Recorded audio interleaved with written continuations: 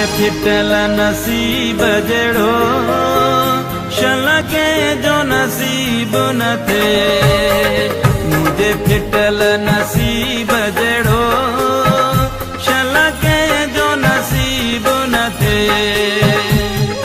दिलवारा सब धारत मिट माइट बेजार को एड़ो गरीब न थे। मुझे फिटल नसीब जड़ो शलके जो नसीब न थे। मुझे फिटल नसीब जड़ो शलके जो नसीब न थे। दिलवारा सब धारत मिट माइट बेजार को एड़ो गरीब न थे। मुझे फिटल नसीब जड़ो शलके जो नसीब न थे।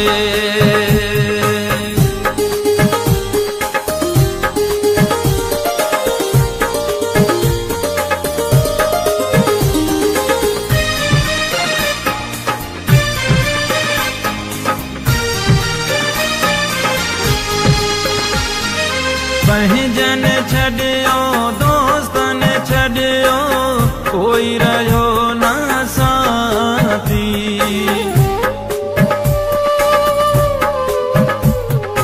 पंहिंजन छड़ियो दोस्तन छड़ियो कोई रहो न साथी।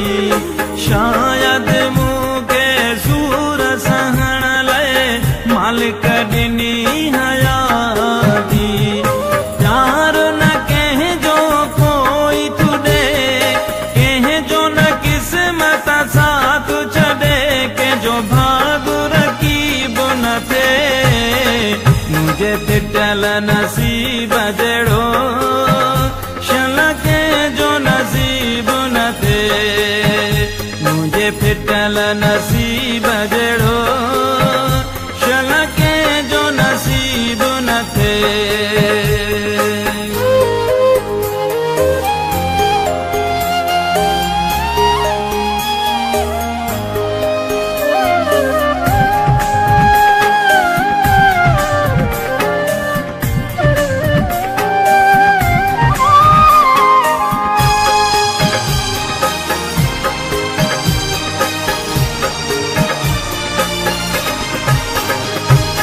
समझ भरियो थी डुकड़ा ॾिठामूं कुशन आ मोकिलायो।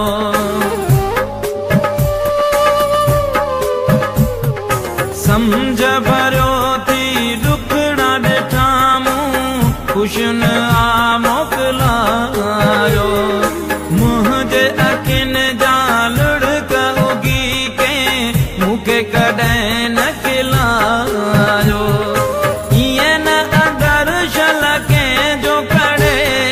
सदमन में न साह सड़े दुख कंहिंजे करीब न थे। मुझे फिटल नसीब जड़ो शलके जो नसीब न थे। मुझे फिटल नसीब जड़ो शलके जो नसीब न थे।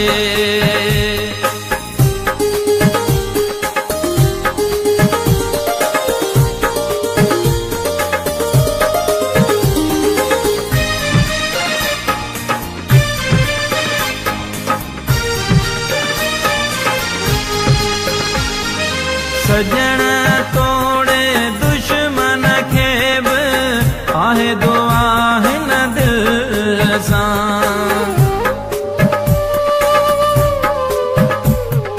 सजण तोड़े दुश्मन खे बि आहे दुआ हिन दिल सां। ईअं न थे कंहिंसां जीअं थी आहे आजिज़ शफ़ी मुग़लसां। खुश थी नाया खिलण जड़ो जीअण जड़ो न मरण जड़ो ईअं हाल अजीब न थे। मुझे फिटल नसीब जड़ो